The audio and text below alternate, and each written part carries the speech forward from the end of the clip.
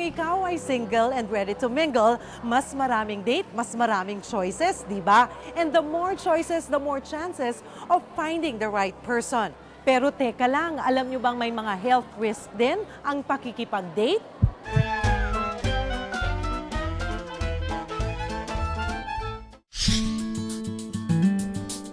Siya si Kai Curtis, Curtis. Mistiza, maganda, balingkinita noong kabataan niya. Ngayon siya'y 28 years old na, nagtatrabaho bilang isang call center agent, mistiza, maganda, balingkinitan. Sana? Ang sure kami, siya ay single and ready to mingle. Yes, I am definitely single and ready to mingle. Definitely. Sinubukan kong manggayuma. Wow! Sa akin ka na. Sinubukan kong isuot lahat ng anting-anting para ma-attract ang love energy. Hi. Sinubukan kong i-flames ang pangalan ko sa lahat ng lalaking makikilala ko. But I failed! Pero, magva-Valentine's na at kailangan ko na hanapin ang man of my dreams. And why not? Beauty, I got it. Brains, I got it. Breeding, I got it. So what am I waiting for? May nag-text. Anak, huwag masyadong atat makahanap ng jowa. May health risk ang pakikipag-date. Loves, Mama. OMG! Health risk? Sakit? Eh, makikipag-date lang naman ako. Alam mo, napaka-OA talaga ito si Mama. P.S. I swear, I am not kidding. Je. Pero what if she's right? Posible kayang magka-health risk o sakit ako sa pagde-date? Pwede ba yun, Doc? Ang pakikipag-date, syempre, meron pa rin kaakibat na health risks yan, no? Ano ba yung mga, lalo na kung sino-sinong tao lang yung ating sasamahan. Sa maniwala kayo't hindi, 7 lang ito sa mga sakit na posible niyong makuha sa irresponsible dating. Makeup? Check. Outfit? Check. Pouting lips? Check. Sexy body? Check. Pero, saan ko kaya mahanap si Prince Charming? Oh, I'm ready. Isang ganito, yan muna. Thank you. Have a nice day.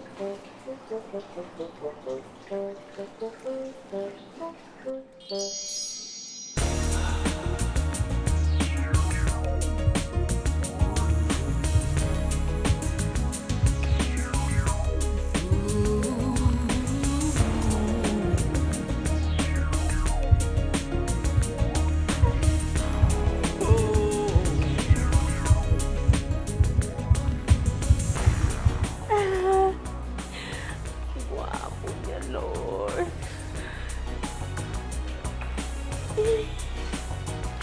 Oh my God.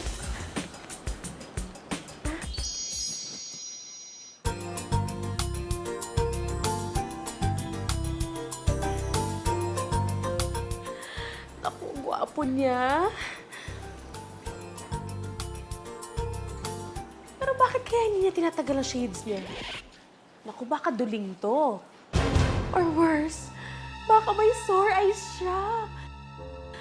Doc, kung nakipagtitigan ba ako sa isang taong may sore eyes, mahahawa din ako. Hindi ito nakukuha sa titig lamang. Medyo hindi yun ang talagang paraan kung paano makahawa ng sore eyes. Sa amin, ang tinatawag namin doon ay through indirect contact, no? So, paano ito? For example, ikaw or ang isang taong may sore eyes ay gumamit ng panyo, pinahid niya sa kanyang mata, tapos ang ibang tao naman ay nahawakan ang panyo na yun at nagkaroon din ng contact sa kanyang mata. Yun yung mga paraan na pwedeng makahawa ang sore eyes.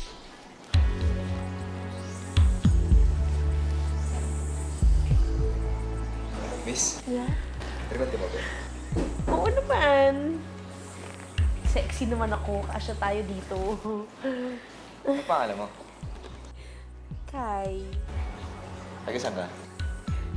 Wala. Taga puso mo. Joke lang. Taga Antipolo ko. May boyfriend ka na? Wala pa nga eh. You know what? Hmm? I like you.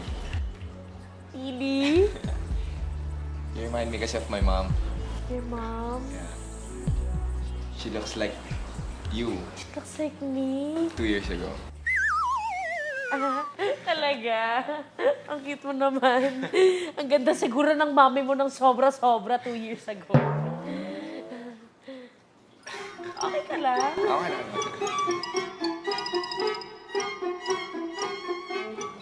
Pwede ko mahawakan kami mo? Hindi. Bakit naman? Malamang okay lang.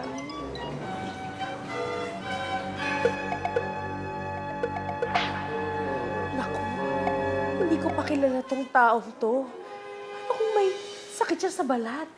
Baka may buni siya. Or worse, baka may galis. Naku, afraid. Baka mahawa ako. Kaya lang, ang cute talaga niya eh. Pwede pa akong mahawa doon, Dok? Pwedeng makahawa, no? Itong mga karamihan ng mga skin disorders o yung mga sakit sa balat ay nakukuha sa direct contact na tinatawag. So yung sa simpleng tabi, simpleng hawak, yan, pwede talaga makakuha. Mahawaan ng isang tao. Ito yung mga sakit na example, yung pinakakaraniwan, ano ba?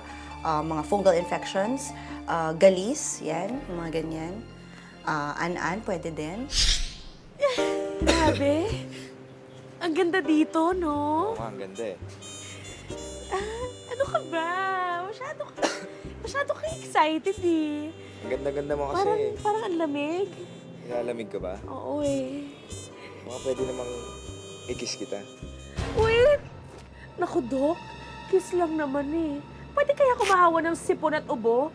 Or worse, tuberculosis? Yung sa halik, pwede pero hindi talaga natin masasabing yun yung dahilan 100%, no? Unang-una, alamin muna natin kung paano ba nakakahawa ang simpleng ubo at sipon at sabihin na rin natin yung TB, no?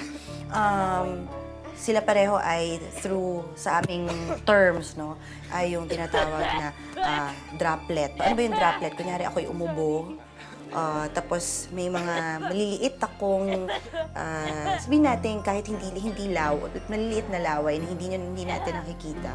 Tapos pwedeng malanghap ng ibang tao, pwedeng makahawa. Pero hindi talaga yun yung 100% na transmission na tinatawag. Kulit mo.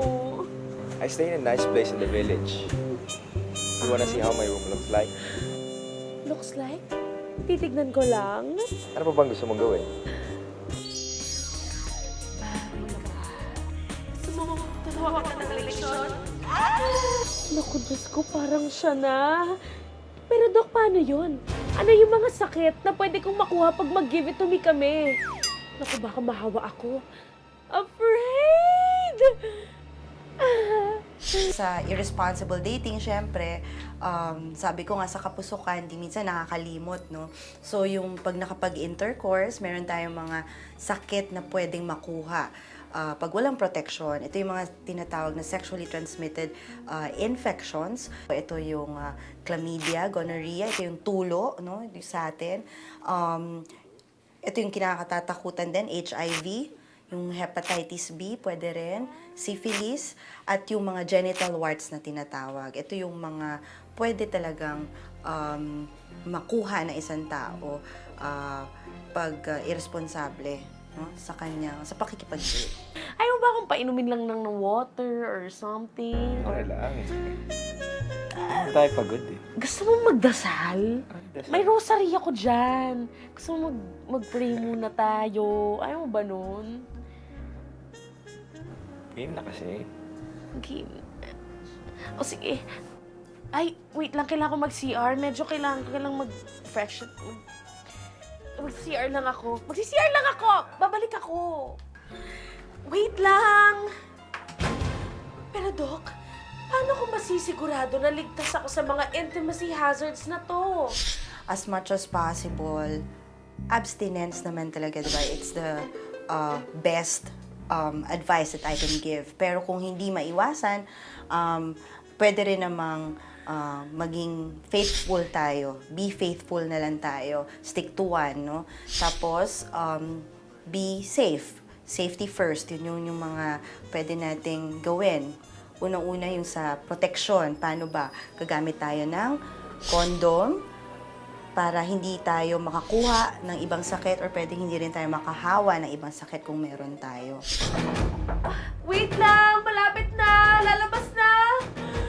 No! No! No! No! No! No! Miss? Miss? Miss, gising na. Ikaw na lang tao dito. Sarado ng store. Oh. Miss? Diyos ko! Ayoko sa'yo! Umalis ka dyan! Anong problema nun? Sayang. Ganda pa naman.